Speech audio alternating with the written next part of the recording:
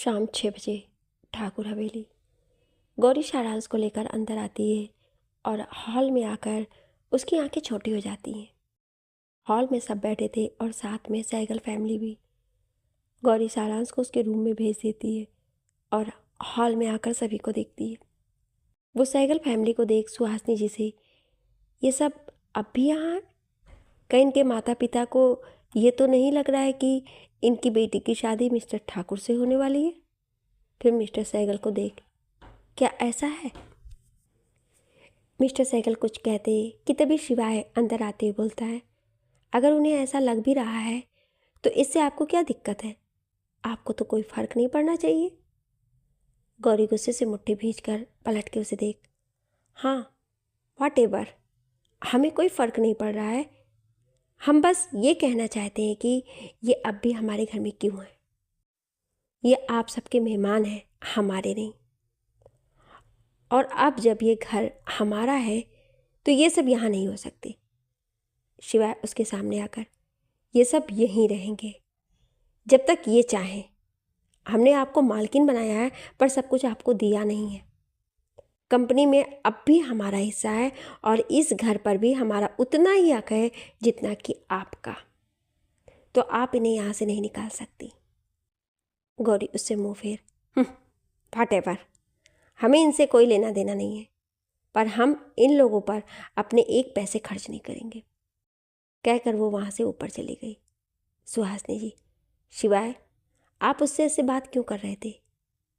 शिवाय कुछ नहीं बोला और वहाँ से ऊपर चला गया। वो ऊपर आया तो गौरी वहीं पिलर के पास खड़ी किसी से फ़ोन पर बात कर रही थी। शिवाय अपने कमरे की तरफ जाने लगा कि उसके कदम गौरी की बातें सुनकर वहीं रुक गए। वहीं गौरी फ़ोन पर बात करते हुए मुस्कुराकर, हाँ हम चाहते हैं आप हमारे पास हो। क्या? कितनी बार कहा है आपको कि अपना ध्यान रखिए, मगर हमारी तो बात माननी ही नहीं है आपको।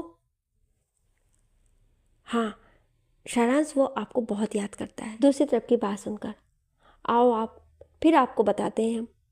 हमारे प्यार का कुछ ज़्यादा ही फ़ायदा उठाया जा रहा है। बहुत दिन हो गए हैं ना डांटे, एक बार मिल जाओ आप, फिर आपको बताते हैं। दूसरी तरफ की बात सुनकर, अच्छा ठीक है, अपना ध्यान रखें और दवा टाइम पर ले लेना। हम होते तो देखते आपको, बट आप चिंता मत कीजिए, जल्दी आपको अपने पास बुला लेंगे। हाँ बाय।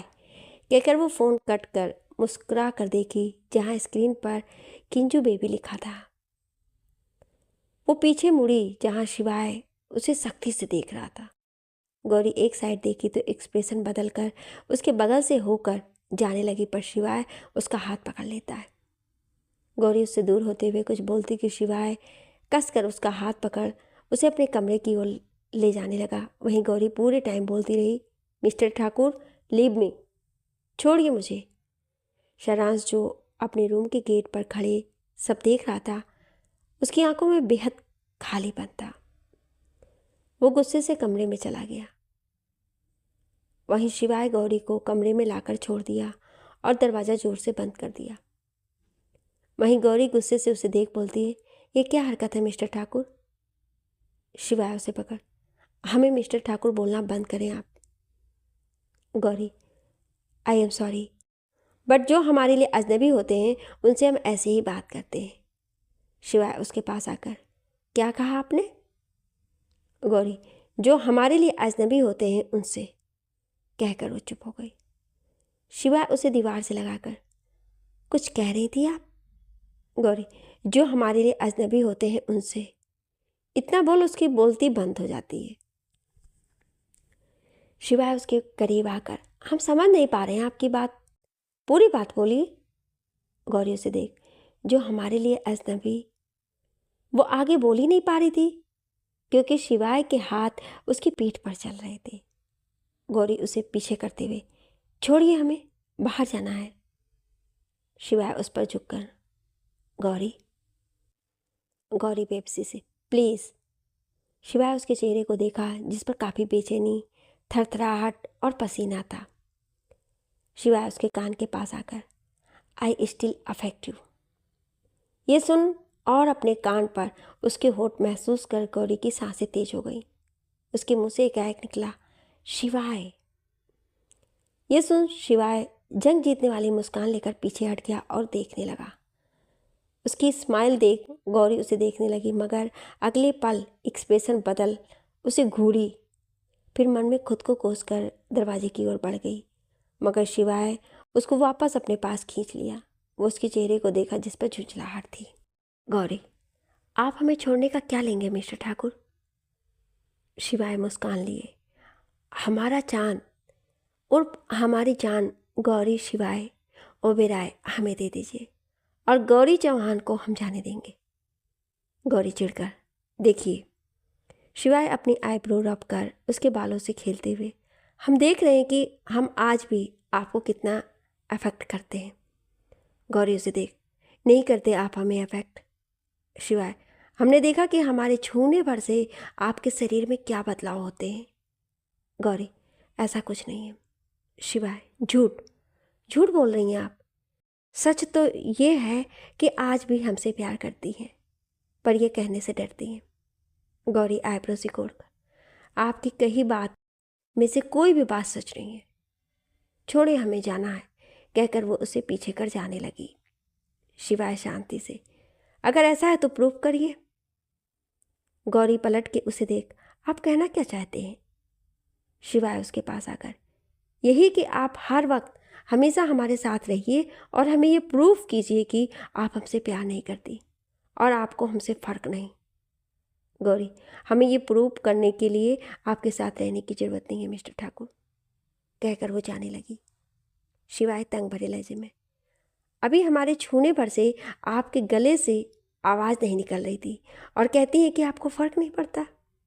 कहिए ना कि आप डरती हैं कि जिस प्यार को आप छिपाना चाहती हैं कहीं वो सामने ना आ जाए। गौरी उस पर से नजरें फेर, देन प्रूव इट। गौरी उसे देख, ओके फाइन, कहकर जल्दी से गेट खोल वहां से भाग गई और शिवाय के चेहरे पर बच्चों वाली मुस्कान आ गई।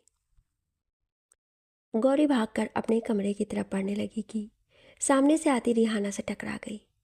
रिहाना उसको पकड़ ली। गौरी ने उसे देखा तो वो बोली, क्या तुम ठीक हो? गौरी उसकी ये बात सुन उसे देखने लगी और फिर हाँ में सर हिलाकर चली गई। वो कमरे में आकर देखी जहाँ शारांश अपनी बुक लिए पढ़ रहा था। गौरी उसे देख अंदर आई तो शारांश उसे देखा। गौरी उसके आगे हाथ बढ़ा दी तो शारांश अपनी बुक छोड़ अपना टैबलेट उठाकर उसकी ओर बढ़ गया। गौरी उसे गोद में उठाई और कमरे से बाहर निकली।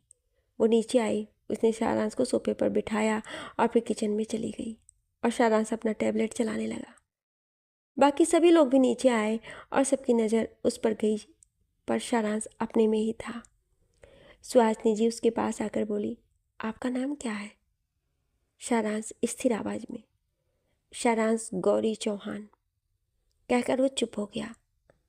सुहासिनी जी, आपके पापा के बारे में क्या बताया है आपकी मम्मा ने? सीढ़ियों से उतरते हुए शिवाय को देख तेज आवाज़ में उन्होंने ये पूछा। शारांश ने देख, कुछ खास नहीं, बस कहती हैं कि मेरे पापा बहुत अच्छे हैं और हमसे बहुत प्यार करते हैं। सुहासिनी जी, आपको पता है ना कि शिवाय आपके पिता हैं, तो आप उन्हें पापा क्यों नहीं कहते? शारांश, हाँ मुझे पता है कि मिस्टर ठाकुर मेरे पिता हैं, बट ये मैं नहीं मानता और मुझे किसी से कोई बात नहीं करनी, सो डोंट डिस्टर्ब मी। वो हमेशा की तरह बोला और उसका बिहेवियर यहाँ अलग था। हालांकि वो ओबेराय हाउस और चौहान विला में प्यार से पेश आया था। शिवाय चुपचाप शारांश वाले सोफे पर आकर बैठ गया। शारांश उस पर ध्यान न देकर अपना आईपैड चलाता रहा। थोड़ी देर बाद सैगल फैमिली के सभी लोग आ गए और हॉल में बैठ गए। कुछ देर में डिनर बनकर रेडी आ गया। सभी लोग डाइनिंग टेबल पर आ गए। हेड चेयर पर सुहासिनी जी और उनके ठीक सामने शिवाय बैठा था। शिवाय के एक ओर रिहाना और दूसरी ओर शारांश बैठा था, जिससे दोनों आमने सामने थे। गौरी अपना और शारांश का खाना लेकर बैठी और बाकी सब सर्वेंट्स का बनाया खाएंगे। सभी लोग डिनर कर रहे थे, सिर्फ शिवाय को छोड़। उसे ऐसे देख शारांश गौरी ने एक दूसरे को सवालिया नज़रों से देखा और वापस डिनर करने लगे। वहीं शिवाय उठकर चला गया। गौरी शारांश को रूम में सुलाकर नीचे आई। उसने अभी डिनर नहीं किया था। उसने देखा सब अपने अपने कमरे में जा चुके हैं। उसकी नज़र जब सभी के खाने की प्लेट पर गई जिसमें सभी का खाना छूटा था, पर जो खाना बना था वो भी लगभग बचा हुआ था। सर्वेंट सब ले जा रहे थे। गौरी आखिरी मेड को रोक कर पूछती है, रात को जो खाना बच जाता है उसका क्या होता है? मेड, वो फेंक दिया जाता है। ये सुन गौरी कुछ देर सोची और उसे देख बोली, यहाँ के हेड बटलर को हमारे पास भेजे, कहें हम गार्डन में हैं। मेड जी कहकर चली गई। गौरी एक प्लेट में अपना बनाया खाना गरम करके लेकर बाहर आई तो उसे फाउंटेन के पास शिवाय बैठा दिख गया। वो सोचने लगी जाए या नहीं, फिर वो ओर बढ़ गई। वो आकर प्लेट उसकी ओर बढ़ा दी। शिवाय ने प्लेट पर नज़र डाली, सर उठाकर उसकी तरफ देखा तो गौरी उससे बोली, ज़्यादा सोचने की ज़रूरत नहीं है आपको, हमें आपसे कोई फ़र्क नहीं पड़ता, पर आप बीमार हो गए तो कंपनी को नुकसान होगा, इसलिए खा लीजिए। शिवाय उसके हाथ से प्लेट ले लिया और वहीं बैठकर खाने लगा। वो खाने का स्वाद पहचान कर मुस्कुराकर खाने लगा। गौरी अंदर जाकर गिलास में पानी लाकर उसके पास रख दी और दूसरी तरफ बढ़ गई जहाँ उसे झूले पर कोई बैठा दिखा। उसने देखा कि वहाँ रिहाना थी। रिहाना की नज़र जब गौरी पर गई तो वह हाथ हिलाई और गौरी उसकी तरफ बढ़ गई और उसके पास बैठ गई। कुछ देर बाद गौरी उसे देख बोली, तुम यहाँ पर क्यों बैठी हो? रिहाना उसे देख, वही जिसके लिए तुम बैठी हो, सुकून और मन की शांति, कहकर वो आसमान में देखने लगा। गौरी काफ़ी ध्यान से उसे देख रही थी। अगले पल बटलर वहाँ आए और रिहाना अंदर चली गई। गौरी बटलर के पास आकर उन्हें सब समझाई और अंदर चली गई। उसने देखा सब अपने कमरे में जाकर सो चुके हैं तो वो भी अपने कमरे की ओर बढ़ने लगी। तभी उसे शिवाय की बात याद आई और वो उसके कमरे की ओर बढ़ गई।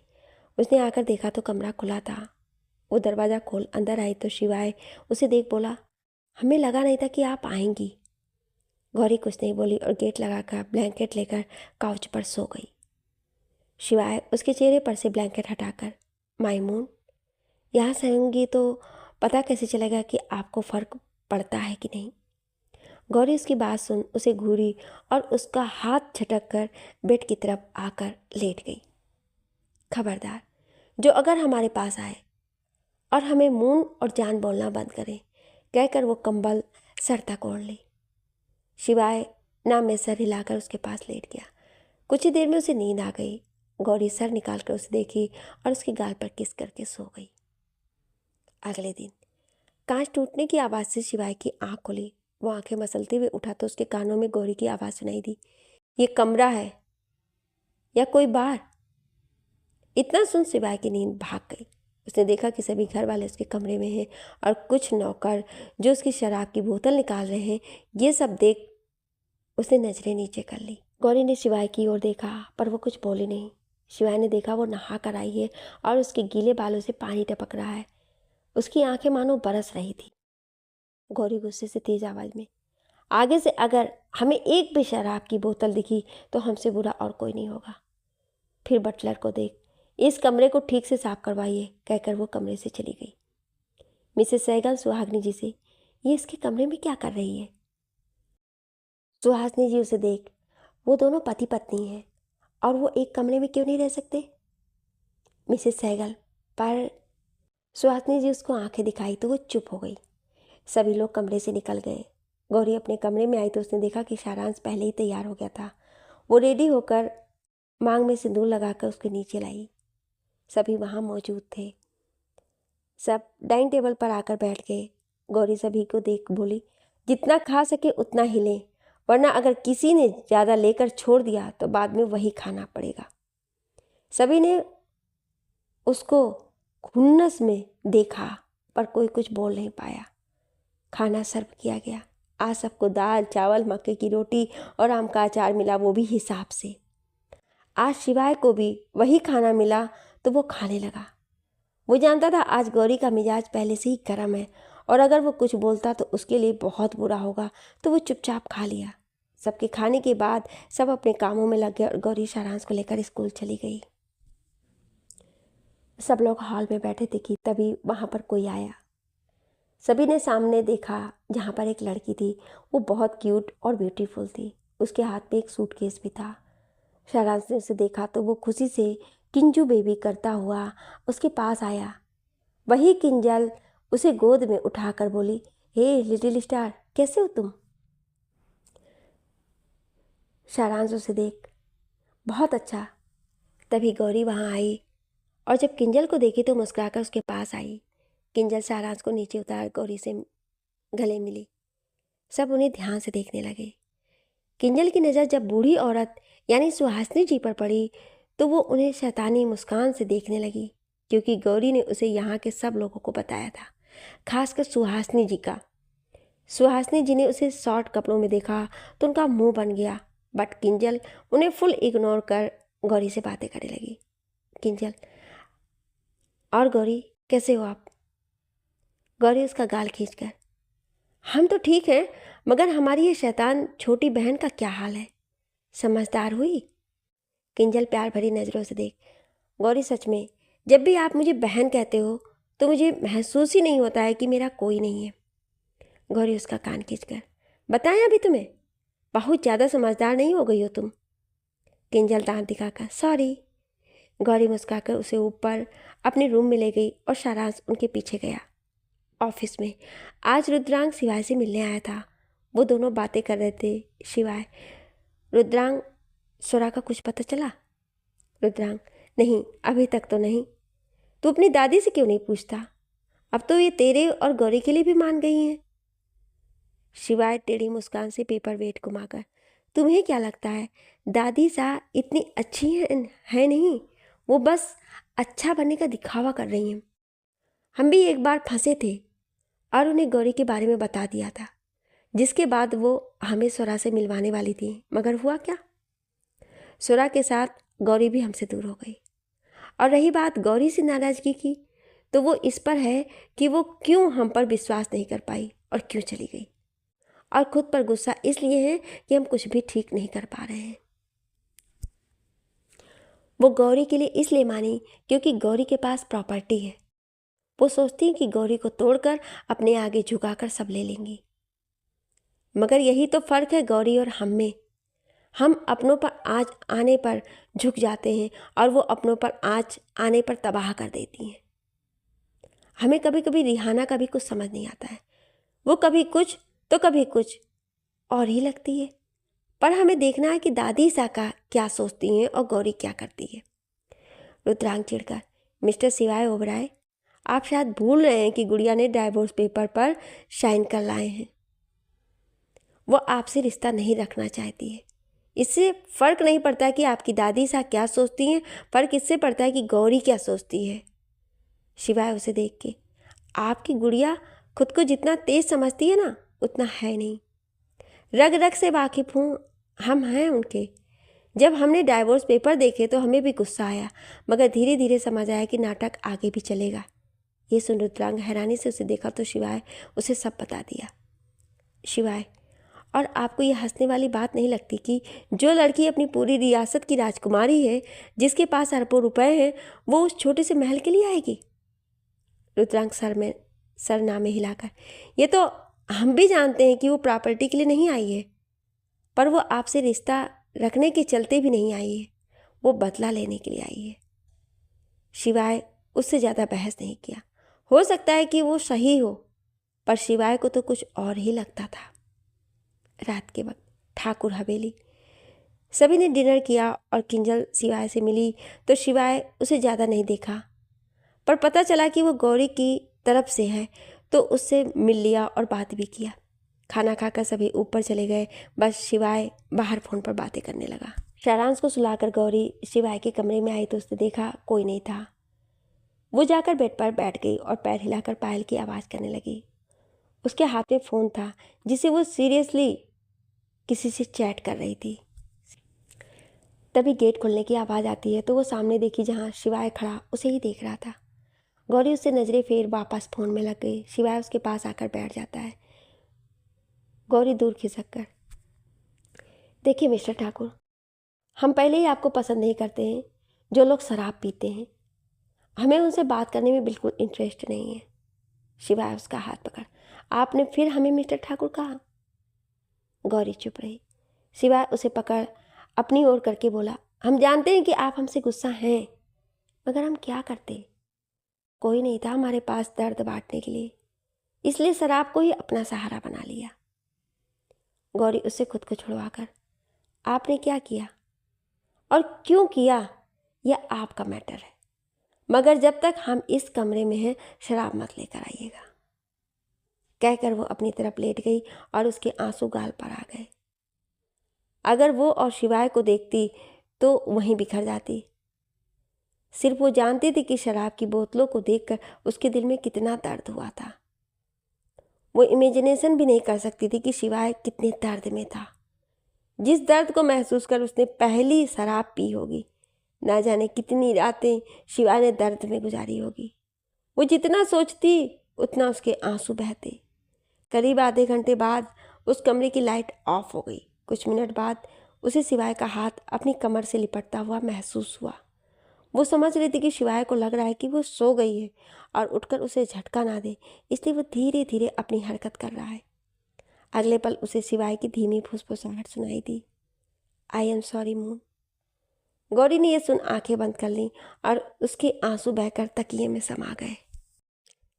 रिहाना को नींद नहीं आ रही थी। वो उठकर कमरे से बाहर आकर नीचे चली गई। वो हॉल में आई तो उसकी नज़र साइड में पिक्स कॉर्नर पर पड़ी। वो उन तस्वीरों को देख उस ओर बढ़ गई। वो नम आंखों से उन तस्वीरों को देखने लगी। तभी उसकी नज़र एक तस्वीर पर पड़ी जो ठीक से बैलेंस नहीं थी। रिहाना आकर उस तस्वीर को ठीक की और उसे देखी तो उसके आंसू बह निकले। वो नम आंखों से तस्वीर पर हाथ फेरते हुए बोली, राज क्यों चले गए तुम, क्यों? मुझे तुम्हारी बहुत याद आती है। मैं क्या करूं, मुझे कुछ समझ नहीं आ रहा है। यहाँ सबके होते हुए भी कोई नहीं है मेरा। कहूँ तो किससे कहूँ? मैं जानती हूँ गलती मेरी थी, पर तुम तो जानते हो ना कि मैं क्यों तुम्हें छोड़कर गई। पर मैं ये नहीं जानती थी कि तुम मुझे इस तरह छोड़कर चले जाओगे कि मैं अगर कभी वापस आऊँ तो तुम मुझे कभी दिखोगे ही नहीं, न कभी मुझे मिलोगे ही। तुम्हारे अलावा कोई था भी कौन मेरा?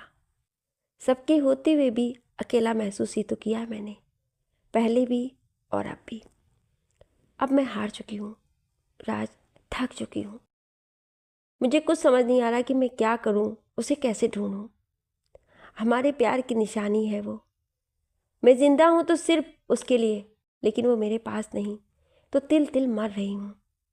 मैं जीना भी नहीं चाहती, बस एक बार वो मिल जाए और सुरक्षित हो जाए, फिर मुझे किसी भी चीज़ की चाहत नहीं। कहकर वो अपनी आंखें साफ की और राज की तस्वीर को देखकर बाहर चली गई और वहीं झूले पर बैठ गई। ये वही झूला था जिस पर वो और राज आसमान को देखते हुए साथ वक्त बिताते थे।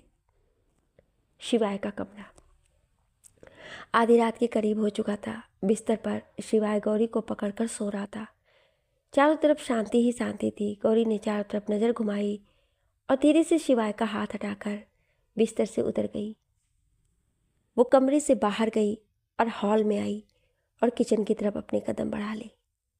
किचन में आकर वो फ्रिज के पास खड़ी हो गई और उसे देखने लगी। वो फ्रिज को देखते हुए बोली, पता नहीं कुछ खाने को होगा भी कि नहीं। कहकर उसे कुछ महसूस हुआ और वो जैसे ही पलट कर देखी तो सामने देख चिल्लाने की हुई, लेकिन सामने वाले ने उसके मुंह पर हाथ रख दिया। गौरी हैरानी से देखी तो सामने किंजल जल्दी से बोली, ये हम हैं किंजल, किंजू बेबी। गौरी उसे ऊपर से नीचे तक देखी। उसने सफ़ेद चादर के ऊपर काला चश्मा लगा रखा था। गौरी अजीब सा मुंह बनाकर उसे देखती बोली, आप ऐसे क्यों घूम रही हो? किंजल अपने ऊपर से सभी चीज़ हटाकर, वो क्या है ना, आज हमने काफ़ी दिनों के बाद अपना इंस्टाग्राम खोला और उसमें ये गेटअप मिला। मुझे ये मज़ेदार लगा तो सोचा सभी को डराऊंगी, क्योंकि यहाँ के लोग ही ऐसे हैं। फिर क्या मुझे भूख लगी और हम यहाँ आ गए। गौरी पाउट बनाकर, भूख तो हमें भी लगी है। किंजल, आपने फ्रिज चेक किया? गौरी नामे से हिलाकर, नहीं। किंजल फ्रिज की ओर इशारा कर, तो कीजिए ना। गौरी उसकी बात सुनकर फ्रिज खोली, देखी तो उसमें कुछ हरी सब्जियां, बोतल, दूध की बोतल और कोल्ड ड्रिंक थी। ये देख दोनों का मुंह बन गया और दोनों एक साथ बोली, इस घर में कुछ है भी या नहीं। कहकर दोनों एक दूसरे को देखने लगी। किंजल, आप एक बार फ्रीज़र में देखिए। गौरी सर हिलाकर फ्रीज़र को खोली तो उसमें एक आइसक्रीम टब था। उसने वो निकाल लिया तो उसके पीछे उसे चॉकलेट भी दिख गई जो टब के पीछे छुपाई गई थी। गौरी ने चॉकलेट भी निकाल ली। गौरी सब निकाल कर पलट के किंजल को दिखाई। किंजल चारों ओर देखकर, यहाँ तो नहीं खा सकते गौरी, तो बाहर चलते हैं झूले पर। ये सुन किंजल मुस्कुरा दी और दोनों आगे बढ़ी कि तभी किंजल रुकी और किचन में जाकर 2 चम्मच लेकर आई और फिर उसके साथ आगे बढ़ गई। वो दोनों फाउंटेन से आगे आई और झूले तक पहुँचे तो झूले पर उन्हें रिहाना बैठी मिली जो आंखें बंद कर झूले से टेक लगाकर बैठी थी। दोनों ने उससे दूर से ही कुछ देर देखा और एक दूसरे को देख उसके पास बढ़ गई। रिहाना को जब महसूस हुआ तो उसने आंखें खोलकर देखा दोनों को, तो वो सीधे बैठकर उन्हें देख बोली, आप दोनों यहाँ? गौरी किंजल झूले पर बैठ गई और एक दूसरे को देख गौरी रिहाना को देख बोली, मन नहीं लग रहा था और नींद नहीं आ रही थी, इसलिए हम यहाँ आ गए तुम्हारी तरह। ये लाइन गौरी ने उसको तराशते हुए कही और ये सुन रिहाना ने उसे देखा और नजरें नीचे कर ली। किंजल रिहाना को चॉकलेट और आइसक्रीम दिखाकर, तुम? रिहाना बस नामे सर हिला दी और चुपचाप बैठी रही। गौरी ने बड़ी चॉकलेट का रैपर खोल किंजल की तरफ बढ़ा दिया। किंजल उसे देख, मैं? गौरी मुस्कुराकर हाँ में सर हिलाई और बोली, आप हमसे छोटी हैं तो पहले आप खाएं। किंजल मुस्कुराकर उस चॉकलेट को ले ली और रिहाना गौरी को ऐसे देखने लगी। गौरी छोटी वाली चॉकलेट का रैपर खोलते हुए रिहाना को देख बोली, अगर कुछ पूछना है तो पूछ सकती हैं आप। ये सुन रिहाना उसे देखने लगी। गौरी उसे देख, एक दोस्त के नाते कह दो। रिहाना, तुम क्या कह रही हो? दोस्त के नाते? तुम जानती हो मैं रिहाना हूँ और शिवाय के साथ तुम मुझसे हमेशा ठीक से बात क्यों करती हो और अब दोस्त के नाते कह रही हो? गौरी चॉकलेट का पीस तोड़कर उसे देख, जो भी हो, हाँ मुझे पता है शिवाय के साथ तुम्हारा वगैरह, बट हो तो तुम एक इंसान ही ना, और हम भी, और एक इंसान दूसरे इंसान को नहीं समझेगा तो कौन समझेगा? कहकर वो उसकी तरफ पीस बढ़ा दी। वहीं रिहाना उसे देख उसे वो पीस ले लेती है। गौरी, अब बताओ तुम ऐसी क्यों हो? साइलेंट सी सौतन, हमेशा शोर मचाती है लेकिन तुम तो शांत रहती हो, क्यों? रिहाना उसे देख, मैं नहीं तो। गौरी मुस्कुराकर चॉकलेट खाते, तुम्हें क्या लगता है हम तुम्हें पहचानते नहीं? हमने तुम्हें तभी नोट किया था जब उस दिन सगाई के दिन हमने तुम्हें सुनाया था और तुम्हारे फेस के रिएक्शन हमने अच्छे से नोट किए थे। चाहे तुम जो कुछ भी दिखाती हो लेकिन तुम्हारे अंदर है तो कुछ और ही। रिहाना उसे देख, ये तुम कैसे, तुम्हें पता कैसे चला? गौरी बस मुस्कुरा दी। अब उसे क्या पता कि गौरी क्या चीज़ है, और वैसे भी अंडरवर्ल्ड में वो फीमेल लीडर के नाम से जानी जाती थी, तो रिहाना की ऐसी चीज़ नोट करना उसके लिए मामूली सी बात थी। किंजल, हाँ गौरी, ये तो आप सही कह रही हो, मुझे भी ये कुछ अलग सी लगी। तो बताइए ना, आप इतनी अलग क्यों हैं? कहकर उसने रिहाना को देखा। गौरी रिहाना के हाथ पर हाथ रख, हम जो भी एक दूसरे के लिए हैं, जो भी रिश्ता है लोगों की नज़र में हमारा, पर एक दोस्त की खातिर हमें बताओ कि क्या बात है। उसे ऐसे देख और उसकी बातें सुन रिहाना की आंखों में आंसू आ गए। राज की तरह आज उसने किसी और को उसके साथ इस तरह का बिहेव करते देखा था। वहीं उसे ऐसे देख गौरी और किंजल ने दूसरे को देखा और उसे देखने लगे। गौरी उसका हाथ थाम, हम फोर्स नहीं कर रहे हैं, बस बोल रहे हैं, बताना ना बताना तुम्हारी मर्जी। रिहाना अपनी आंखें नीचे कर, मैं शुरू में बहुत खुश मिजाज टाइप की लड़की थी, हर चीज़ अपने मन से करना होता था मुझे हमेशा, लेकिन मिस्टर सहगल और मिसेस सहगल को शायद इससे प्रॉब्लम थी। उन्होंने मुझे कभी किसी चीज़ के लिए रोका नहीं, लेकिन उनके बिहेवियर से मुझे पता चलता था, पर मैंने उनसे कभी कुछ कहा नहीं। माता पिता जो ठहरे पर शायद नाम के। गौरी और किंजल ने एक दूसरे को देखा। रिहाना, वो मेरे रियल पेरेंट्स नहीं हैं, वो दोनों मेरे चाचा चाची हैं। उनके कोई बच्चे नहीं थे, पर वो शुरू से मुझे प्यार करते थे। अब ये नहीं पता उनका वो प्यार प्यार था या दिखावा। मेरे मम्मी पापा की डेथ कार एक्सीडेंट में हो गई थी। उस वक्त मैं सिर्फ 15 साल की थी। वो एक्सीडेंट था या साजिश ये मुझे नहीं पता था, लेकिन आगे जाकर पता चला कि वो साजिश थी जो मेरे चाचा चाची की थी। लेकिन मेरे पास कोई सबूत नहीं था जो मैं उन पर इल्ज़ाम क्या डाउट भी कर सकूं। लेकिन मैं उन्हीं के पास रह रही हूँ इसीलिए ताकि उनका सच सामने ला पाऊँ। उस दिन के बाद से मैं बिल्कुल शांत चुप रहने लगी। कॉलेज के लास्ट ईयर में मेरी मुलाकात राज से हुई। वो मुझे पहली नज़र में पसंद आ गया था, शायद उससे प्यार करने लगी थी। राज को इस बात का पता नहीं था, लेकिन वो एक दोस्त की तरह मेरे साथ रहता था, हमेशा मुझे रिस्पेक्ट देता था। धीरे धीरे वो मुझे समझने लगा और मेरी तरह उसके दिल में भी वही जज्बात आ गए। हम दोनों ने शादी करने का फ़ैसला लिया, लेकिन मेरे घर की पोजीशन और आज के घर की पोजीशन में बहुत डिफरेंट है। राज कहाँ था और मैं कहाँ थी, लेकिन प्यार में कोई मेल मिलाप नहीं देखा जाता। राज ने अपनी दादी सास से पूछा, लेकिन उन्होंने मना कर दिया। लेकिन राज मुझे बहुत प्यार करता था, इसलिए उसने मेरे साथ कोर्ट मैरिज करने का फ़ैसला लिया। मैंने उसे मना किया कि ये सही नहीं होगा, लेकिन राज सिर्फ मुझे चाहता था और उसकी जिद पर मैंने कोर्ट मैरिज की और हम ठाकुर हवेली पहुँचे। लेकिन सुहासिनी ठाकुर ने मुझे राज के साथ देखते ही मेरे साथ साथ राज को भी वहाँ से निकाल दिया। राज मुझे इतना प्यार करता था कि वो मेरे लिए सब कुछ छोड़ सकता था, इसलिए वो ठाकुर हवेली को भी छोड़कर आ गया और हम सबसे दूर अलग रहने लगे। क्या गौरी रिहाना की लड़ाई में उसका साथ देगी या ये सच उसकी खुद की ज़िंदगी को खतरे में डाल देगा? आपको क्या लगता है, राज की मौत हादसा थी या साजिश? कमेंट में ज़रूर बताएं। Thank you.